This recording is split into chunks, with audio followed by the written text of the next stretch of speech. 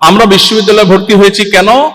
কারণ আমরা আমাদের উন্নত কেরিয়ার গড়ে তুলতে চাই, ঠিক না? আমরা এখানে পড়াশোনা করার মধ্য দিয়ে একটা ভালো সামাজিক অবস্থানে যাব, ভালো একটা চাকরি পাবো, ভালো একটা কোম্পানিতে জব করব, সরকারি বেসরকারি প্রতিষ্ঠানে ভালো একটা পজিশনে যাব।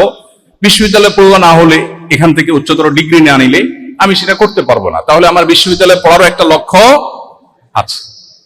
লক্ষ্যটা তো পরিষ্কার নাকি? কি সেটা? উন্নত কেরিয়ার গড়া। এ ব্যাপারে কারো ভিন্নমত থাকলে হাত তুলতে পারেন। কারো কোনো ভিন্নমত আছে? আমরা বিশ্ববিদ্যালয়ে পড়ি বা সারা বিশ্বময় যে মানুষ পড়ে, মূলত এটা নিজের কেরিয়ারটাকে উন্নত করবার প্রয়োজনে, ঠিক কিনা বলেন? আচ্ছা, আপনি বিশ্ববিদ্যালয় পড়াশোনা শেষে একটা ভালো কোম্পানিতে জব করলেন, হ্যান্ডসাম একটা স্যালারি আপনি পাচ্ছেন, বড়সড় একটা চেয়ার পেয়েছেন, বিশাল পাওয়ার আপনি হোল্ড করছেন, অনেক কাজ করার সুযোগ পাচ্ছেন। আপনি যে কোম্পানির জব পেয়েছেন, সেই কোম্পানিতে আপনি যে জব করছেন সেটা কেন করছেন? আমরা বিশ্ববিদ্যালয় থেকে এখন জবে চলে গেলাম, কর্মজীবনে প্রবেশ করলাম। তো কর্মজীবনে আমরা কেন যাচ্ছি? এক যুবক উত্তর দিয়েছে বিয়ে করার জন্য। মন্দ হয় না উত্তরটা, কারণ আপনার চাকরি না করলে তো মেয়ের বাবারা মেয়ে দিবে না। প্রশ্ন হলো, আমি কোম্পানিতে জব করছি, প্রত্যক্ষভাবে বলতে গেলে আমার ভালোভাবে চলার জন্য একটা অ্যামাউন্ট মান্থলি সে আমাকে দিবে, ঠিক না? আচ্ছা, মান্থলি আমাকে, আমি যে কোম্পানিতে জব করছি সেই কোম্পানি আমাকে মান্থলি যে একটা অ্যামাউন্ট দিবে, সেটা যে ফিগারই হোক না কেন, খুব হ্যান্ডসাম ফিগারই ধরে নিলাম, এটা দিয়ে আমি কি করব? ফ্যামিলি চালাবো, নিজে ভালো করে চলবো, আমার ফ্যামিলিকে ভালোভাবে চালাবো। এটা দিয়ে আমি কি করব? মানে ফ্যামিলি আমি কেন চালাবো বা আমি নিজে ভালোভাবে কেন চলবো? আমি কি বুঝাতে পারছি আপনাদেরকে? কোম্পানি আমাকে একটা হ্যান্ডসাম স্যালারি দিবে, সেটাতে আমি খুব ভালো করে খেয়ে পরে বেঁচে থাকবো, আমার ফ্যামিলিকে খুব ভালোভাবে জীবন যাপন করবার ব্যবস্থা আমি করব। এটা কি কারণে? মানে আমি কেন ভালোভাবে বেঁচে থাকবো, তারা ভালোভাবে বেঁচে থাকবে, এটার একটা লক্ষ্য থাকবে না? এই বেঁচে থাকাটার উদ্দেশ্যটা কি? আমি বোধহয় বুঝাতে পারিনি আপনাদেরকে। আপনারা কি আমার প্রশ্নটা বুঝতে পেরেছেন? আপনার জীবনের একেবারে চূড়ান্ত পর্যায়ে চলে আসছে, কর্মজীবনে প্রবেশ করেছেন। কর্মজীবনের এই যে সময়টা, এই সময়টাতে আপনি সরকারি বেসরকারি যে কোনো প্রতিষ্ঠানে কাজ করেন, আপনাকে একটা স্যালারি দিচ্ছে।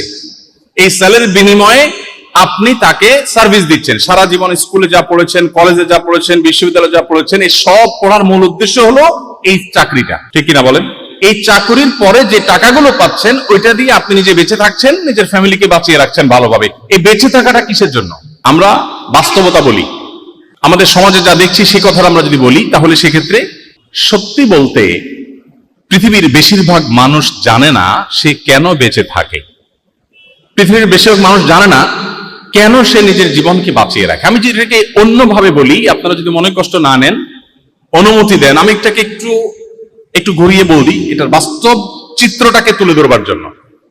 আমি কদিন আগে অস্ট্রেলিয়ার সিডনিতে আমাদের প্রবাসী বাংলাদেশিদের আমন্ত্রণে একটা প্রোগ্রামে গিয়েছিলাম। সেখানে আমার এক বন্ধু, তিনি পৃথিবীর নামকরা একটা কোম্পানিতে জব করেন। তো তার বাসায় দাওয়াত করেছেন, খাওয়া দাওয়া করলাম। প্রসঙ্গত জিজ্ঞেস করলাম, ভাই, ওনার সাথে আমার পরিচয় প্রায় 2-2.5 যুগ আগ থেকে।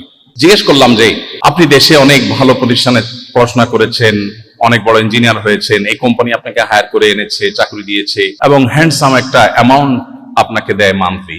আপনি মূলত আপনার পুরো জীবনের, স্কুলে পড়েছেন কলেজে যাওয়ার জন্য, কলেজে পড়েছেন বিশ্ববিদ্যালয়ের জন্য, বিশ্ববিদ্যালয়ে পড়েছেন চাকরির জন্য, সেই চাকরি পেয়েছেন, এখন আপনার জীবনের ফাইনাল স্টেজে আছেন, এখন শুধুমাত্র টাকা।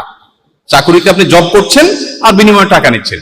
এই টাকাটা কোম্পানি আপনাকে কেন দিচ্ছে? আসলে কোম্পানিকে সার্ভ করার জন্য, তাই না?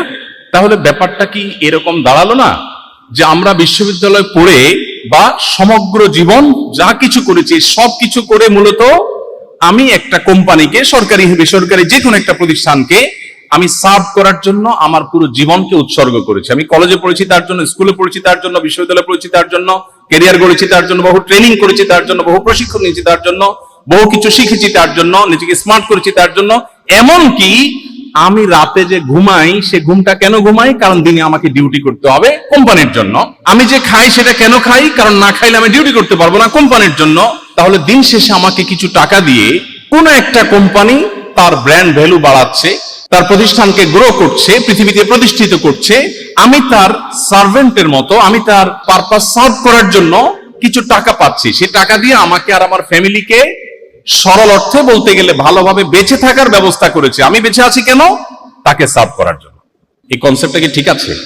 এই যদি হয় আমাদের জীবনের লক্ষ্য, তাহলে এই জীবনের চাইতে দুর্ভাগ্যজনক আর কোনো জীবন হতে পারে না। আমি বেঁচে আছি কেন? একটা কোম্পানিকে XYZ কে সার্ভ করার জন্য। তিনি বিনিময়ে আমাকে যে টাকাগুলো দিবেন, এগুলো আমি কবরেও নিতে পারবো না।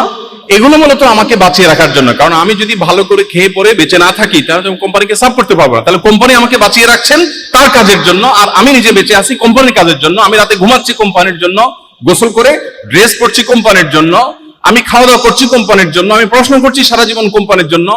এটা কি কোনো একজন মানুষের জীবনের লক্ষ্য হতে পারে?